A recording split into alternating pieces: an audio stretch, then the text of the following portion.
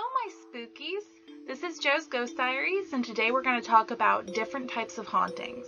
The first type of haunting that we're going to talk about are residual hauntings, which basically means that when a memory in the form of psychic energy gets replayed over and over, and people who are sensitive, like myself, can pick it up.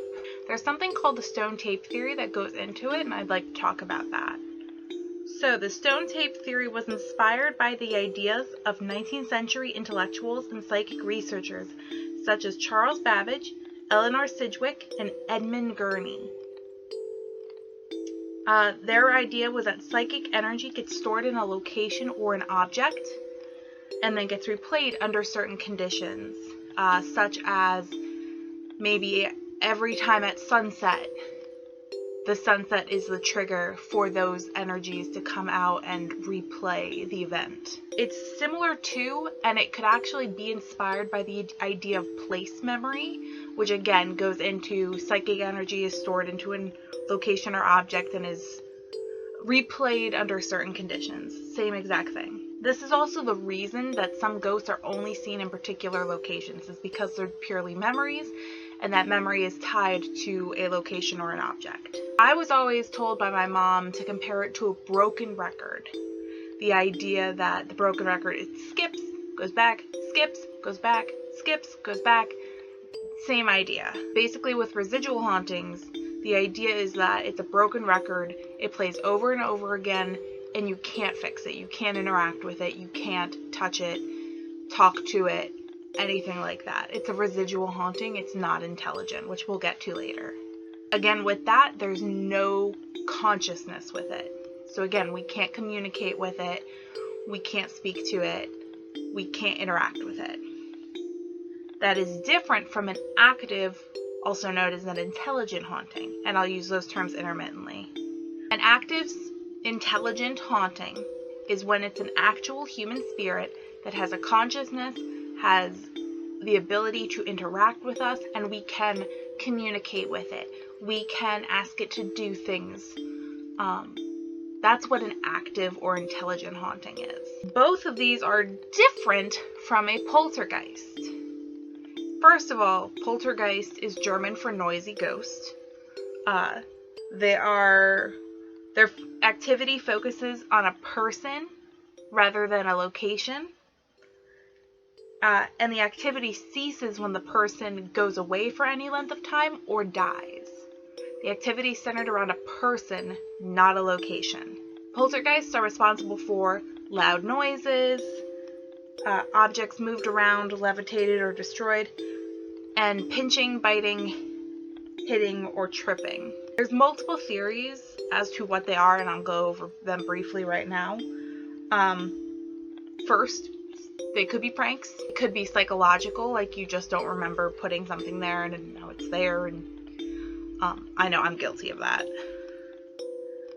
It could be the result of underground water, air currents, or even ball lightning. Then, in terms of the paranormal, it could be caused by malicious spirits, deceased family members such as a dybbuk, which is a type of entity in Jewish mysticism, which we'll get to in another video. Or it could be the result of psychokinesis, or the ability to move things with your mind. Now, it's different from telekinesis, because telekinesis you have control over.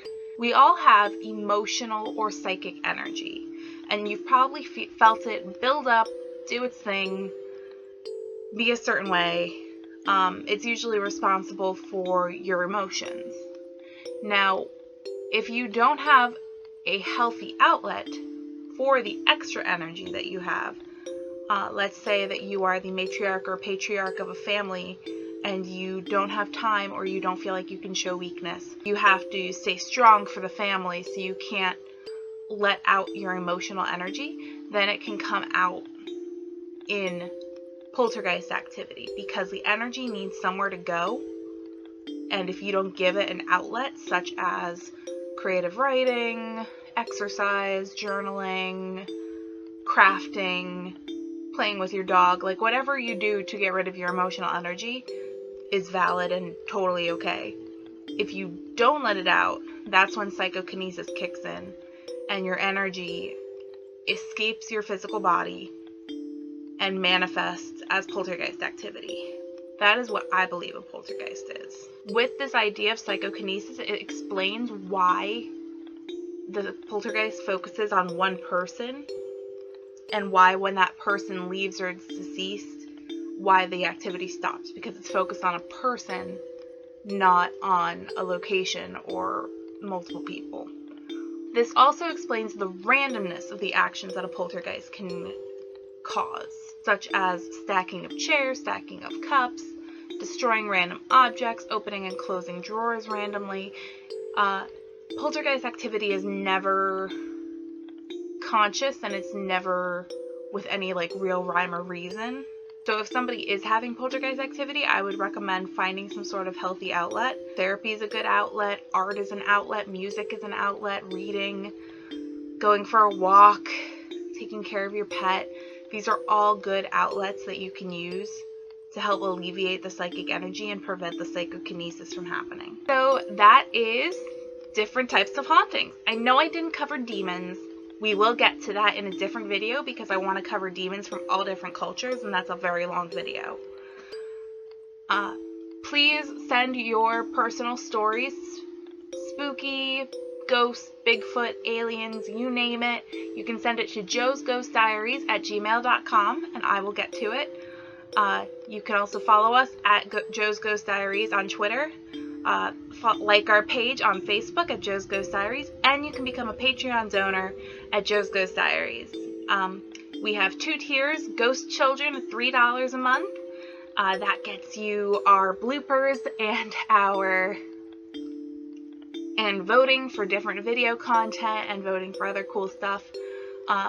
Then for $6 a month is our Shadow Person tier, where you get bloopers, voting privileges, previews to videos. So this video will be up on Patreon before it's up on YouTube. Oh, and a shout out. You'll get a shout out for being a Shadow Person Patreon donor. So yeah. Stay spooky. I love you. Bye.